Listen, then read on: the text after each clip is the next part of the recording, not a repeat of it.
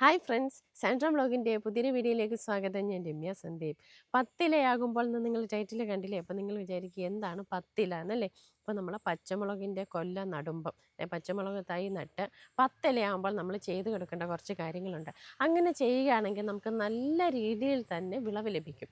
അപ്പോൾ അത് എന്തൊക്കെ കാര്യങ്ങളാണ്, ഒന്ന് രണ്ട് കാര്യങ്ങളുണ്ട്.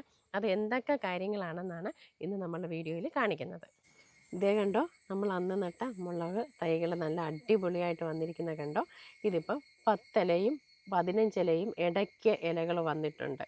അപ്പോൾ ഇതേ കണ്ടോ, നമ്മൾ ഇവിടെ കരിയിലിട്ടിട്ടുണ്ട്. അപ്പോൾ കുറച്ച് ആളുകൾ നമ്മളിത് നട്ട സമയത്ത് പൊത കൊടുത്തപ്പോൾ സംശയം ചോദിച്ചിട്ടുണ്ടായിരുന്നു, ഇങ്ങനെ ഇടുവാണെങ്കിൽ ഫംഗൽ രോഗങ്ങൾ വരത്തില്ലേന്നേ. അപ്പോൾ നമ്മൾ ഇതേണ്ട കണ്ടോ, ഇതിൻ്റെ ചോട്ടിൽ നിന്ന് മാറ്റിയായിരുന്നത്. ചോടിനോട് അടുപ്പിച്ചിടുവാണെങ്കിൽ അങ്ങനെ വരാൻ സാധ്യതയുണ്ട്. എന്നാലും നമ്മൾ സ്യൂഡോമോണസിൽ മുക്കിയതായും അതുപോലെ ഇടയ്ക്ക് സ്യൂഡോമോണസ് സ്പ്രേ ചെയ്ത് കൊടുക്കുന്നതും ഒക്കെ കൊണ്ട് ഫംഗൽ രോഗം വരത്തില്ലെന്നുള്ളൊരു വിശ്വാസത്തിലാണ് നമ്മളങ്ങനെ ചെയ്യുന്നത്.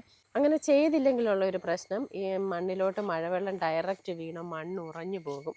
അങ്ങനെ വരുമ്പോഴത്തേന് വേരോട്ടം ഒന്നും വരത്തില്ല, ചെടി മുരടിച്ചു പോകും. അതുപോലെ നമ്മൾ ഇട്ട് കൊടുക്കുന്ന വളങ്ങളും മഴവെള്ളം വീണ് ഒരുപാട് അങ്ങ് നഷ്ടപ്പെടുകയും ചെയ്യും. ഇങ്ങനെയൊക്കെ നമ്മൾ പൊതയൊക്കെ ഇട്ട് കൊടുത്താൽ അത് ഒരുവിധമൊക്കെ അവിടെ ഹോൾഡ് ചെയ്യും. ഇനി കാര്യത്തിലേക്ക് വരാം. നമ്മൾ തൈ നട്ട 10 ഇലയും 15 ഇലയ്ക്കും ഇടയ്ക്ക് വരുമ്പോൾ നമ്മൾ ചെയ്ത് കൊടുക്കേണ്ട കാര്യം ഇത് കണ്ടോ. ഈ താഴെ നിന്നുള്ള ഇലയും കൂട്ടണം. ഇവിടെ ഒരെണ്ണം കൊഴിഞ്ഞു പോയതാണ്. ഇവിടെ 2, 4, 6, 7, 8, 9, 10, 11, 12, 13, 14, 15, 16 ഇല വന്നിട്ടുണ്ട്. അപ്പോൾ നമ്മൾ ഏകദേശം ഒരു 10 ഇല വരുമ്പോൾ തൊട്ട് നമുക്ക് ചെയ്യാം. ചെടിയുടെ ഹെൽത്ത് അനുസരിച്ച് ഇച്ചിരി കൂടെ ഒന്ന് വലുതാകുമ്പോൾ ചെയ്യുന്ന രീതിയിലാണെങ്കിൽ അതിൻ്റെ ഇത്ര ആകുമ്പോൾ അങ്ങ് ചെയ്താൽ മതി. അന്നേരം തന്നെ ഇത് കണ്ടോ, ഈ മുകളിലത്തെ ഇത്രയും നമ്മളിതിനെ അങ്ങ് പ്രൂൺ ചെയ്യും. ഇങ്ങനെ അങ്ങ് ഒടിച്ചാൽ മതിയേ. ഇങ്ങനെ നമ്മൾ ചെയ്യേണ്ടത് വെയിലുള്ള സമയത്താണ്. കാരണം ഈ സമയത്ത് വെയിൽ കൊണ്ട് ഇവിടെ അങ്ങ് വാടും. പിന്നെ ഫംഗൽ രോഗം വരത്തില്ല. അപ്പോൾ നമ്മൾ ഫംഗിസൈഡോ ഒന്നും തേച്ച് കൊടുക്കേണ്ട കാര്യം വരുന്നില്ല. അപ്പോൾ ഇങ്ങനെ ചെയ്താൽ സാധാരണ ഈ ഒരു ചെടി വന്നാൽ ഇങ്ങനെ ഡയറക്റ്റ് ഇതിങ്ങനെ മുകളിലോട്ട് വളർന്നു പോകും, ഒറ്റ തണ്ടായിട്ട് നിൽക്കും. അപ്പോൾ നമ്മൾ ഇങ്ങനെ ചെയ്യുവാണെങ്കിലുള്ള ഒരു ഗുണം, ഇതിൽ നിന്ന് തന്നെ 3, 4, 5 ബ്രാഞ്ചസുകൾ പൊട്ടി ഇത് നല്ല ആർത്ത് വളർന്നു വരും. ഒത്തിരി ബ്രാഞ്ച് ആകുമ്പോൾ നമുക്ക് ഇരട്ടി വിളവ് ലഭിക്കും. അത് കഴിഞ്ഞ് പിന്നെയും ആ പൊട്ടി വന്ന ബ്രാഞ്ചുകൾ പിന്നെയും ഏകദേശം നമ്മുടെ ഒരു കൈപ്പത്തിയുടെ നീളം വരുമ്പം അതിനെയും പ്രൂൺ ചെയ്യുക. പിന്നെയും ധാരാളം ശിഖരങ്ങൾ വരും. കണ്ടില്ലേ, നമ്മൾ ഇതുപോലെ ഒരു പ്രാവശ്യം പ്രൂൺ ചെയ്തപ്പോൾ ഇതിന് തന്നെ 3, 4 ബ്രാഞ്ചുകൾ വന്നിട്ടുണ്ട്. ഇനി ഇതും വളർന്നു വരുമ്പോൾ നമ്മൾ അടുത്ത പ്രൂണിങ് ചെയ്ത് കൊടുക്കണം.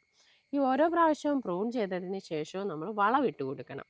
നമ്മളിനി വളമിട്ട് കൊടുക്കാൻ പോവാണ്. അതേണ്ട മിക്സഡ് ജൈവവളമാണ് നമ്മൾ ഇട്ട് കൊടുക്കുന്നത്.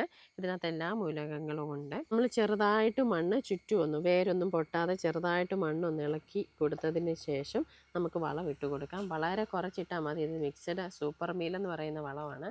ചെടിയുടെ വലിപ്പം അനുസരിച്ച് വളം ഇട്ട് കൊടുത്താൽ മതി. ചെറിയ ചെടിയാകുമ്പോഴത്തേന് വേണ്ട ഏകദേശം ഇത്ര ഇട്ട് കൊടുത്താൽ മതിയേ. ഇത് തന്നെ കൂടുതലല്ല. ഒരു 3, 4 വിരലിൽ ഇങ്ങനെ നിൽക്കുന്ന ഈ പരുവത്തിനുള്ള വളമേ ഇട്ട് കൊടുക്കാവുള്ളൂ. ഒത്തിരി ആയാൽ ചെടി കരിഞ്ഞു പോകും കേട്ടോ. ഇതിന് തണ്ടിൽ മുട്ടാതെ സൈഡോരം ചേർന്ന്, എന്നാൽ ഒത്തിരി അങ്ങ് സൈഡിലാകില്ല, തണ്ടിൽ മുട്ടാതെ ഇട്ട് കൊടുക്കണം. ചുറ്റിനും ഇട്ട് കൊടുത്തിട്ട് മണ്ണടുപ്പിച്ച് കൊടുക്കണം.